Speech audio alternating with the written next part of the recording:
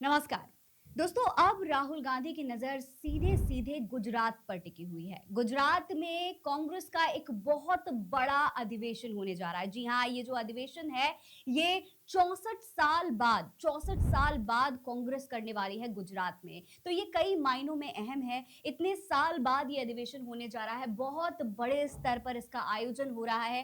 तमाम जो कांग्रेस के नेता हैं वो इसकी तैयारियों में जुटे हुए हैं, क्योंकि 64 साल बाद अगर ये अधिवेशन हो रहा है तो कई मायनों में इसको काफी खास माना जा रहा है। इसे इस तरीके से देखा जा रहा है कि कहीं ना कहीं कांग्रेस इसके पीछे कोई ऐतिहासिक रणनीति बना रही है। सबसे पहले मैं आपको बता देती हूँ कि ये जो अधिवेशन हो दोस्तों, ये इससे पहले 1936 और 1961 में हुआ था। ये जो राष्ट्रीय सम्मेलन है कांग्रेस का, ये अब से 2 बार पहले हो चुका है। तो ये दोस्तों एक ऐतिहासिक सम्मेलन है, और जब जब ये सम्मेलन हुआ है तब तब कोई बहुत बड़ा बदलाव कांग्रेस ने गुजरात की राजनीति में दिखाया है। कोई बहुत बड़ा फेरबदल हुआ है गुजरात की राजनीति में। तो अगर देखा जाए तो उस लिहाज से इस बार अगर ये दोस्तों अधिवेशन होता है तो कोई ना कोई बहुत बड़ा संकट भारतीय जनता पार्टी के लिए खड़ा हो सकता है। जी हाँ, आपको बता दूं कि गुजरात को अगर देखें तो दो मायनों में गुजरात बहुत अहम है,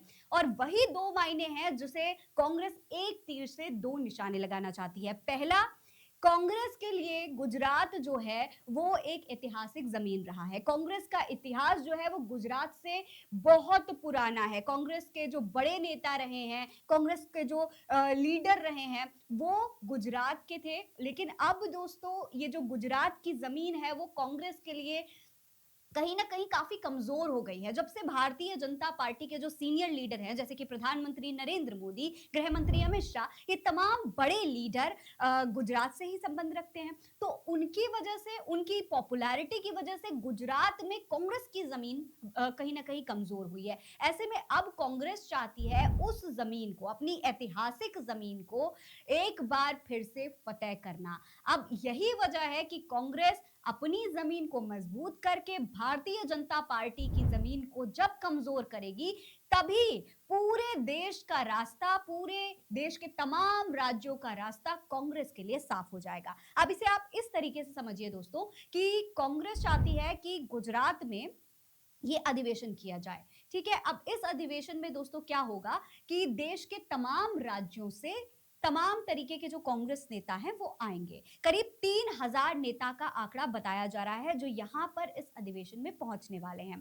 सबसे पहले यहां पर जो नेता आएंगे वो खासतौर पर उत्तर प्रदेश के होंगे, महाराष्ट्र के होंगे, मध्य प्रदेश के होंगे, छत्तीसगढ़ के होंगे और गुजरात के होंगे। इसके अलावा तमाम राज्य हैं, बंगाल है जैसे कि, तो वहां से भी ये तमाम नेता आएंगे जो कि इस अधिवेशन में शामिल होंगे। अब जब ये सब यहाँ पर एक साथ इकट्ठा होंगे तो कई तरीके की रणनीतियां, कई तरीके की प्लानिंगें बनाई जाएंगी, और इस जो अधिवेशन होने वाला है, जो कार्यक्रम होने वाला है, उसको साफ तौर पर खुद राहुल गांधी लीड करने वाले हैं। राहुल गांधी की अध्यक्षता में, राहुल गांधी की मौजूदगी में जब ये अधिवेशन होगा दोस्तों, तो आप सोच लीजिए कि ये कितना बड़ा प्रभाव इन तमाम नेताओं पर डालने वाला है। खुद राहुल गांधी अगर यहाँ पर आएंगे और अपने कार्यकर्ताओं को, अपने नेताओं को, अपने सांसदों को जब वो गुजरात के लिए रणनीति बनाते हुए दिखेंगे, तो इसका कितना प्रभाव पड़ेगा कांग्रेस के तमाम नेताओं में, कितना जोश भर जाएगा उनके अंदर, ये सोचने वाली बात होगी। इसके अलावा दोस्तों महाराष्ट्र, दिल्ली और तमाम राज्यों में अभी जो चुनाव हो चुके हैं, जहां पर कांग्रेस पार्टी कहीं ना कहीं उतनी मजबूती से परफॉर्मेंस नहीं दे पाई, उसे देखते हुए कांग्रेस यहां पर अब इस अधिवेशन में यह भी प्लानिंग कर सकती है कि आगे किस तरीके से इन राज्यों में एक बार फिर से चुनाव के दौरान अपनी जमीन को मजबूत किया जाए। इसके अलावा दोस्तों दूसरी बहुत बड़ी बात यह है कि भाई गुजरात में भारतीय जनता पार्टी ने जो अपनी मजबूती बना रखी है, पिछले 10-15 सालों से भारतीय जनता पार्टी सत्ता में है, तो उसकी सत्ता को, उसकी उस जमीन को कैसे कमजोर किया जाए, इस पर भी यहां पर विचार होगा। चर्चा की जाएगी। अब देखिए कांग्रेस पार्टी कहीं न कहीं जानती है कि नागपुर में आरएसएस का कार्यालय है और आरएसएस का कार्यालय यानी कि भारतीय जनता पार्टी का सबसे बड़ा सपोर्ट। तो ऐसे में कांग्रेस चाहती है कि यहां पर अपने संगठन को मजबूत करके भारतीय जनता पार्टी के संगठन को कमजोर कर दिया जाए। और एक और बहुत बड़ी बात यह है दोस्तों कि इस अधिवेशन से पहले राहुल गांधी 7 और 8 मार्च को खुद गुजरात में होंगे। और हैरानी की बात यह है कि जब राहुल गांधी गुजरात में होंगे उसी वक्त दूसरी तरफ प्रधानमंत्री नरेंद्र मोदी भी गुजरात में ही होंगे। यानी कि एक ही समय में दोनों बड़े नेता, दोनों सबसे बड़ी विरोधी पार्टियों के नेता गुजरात में मौजूद होने वाले हैं।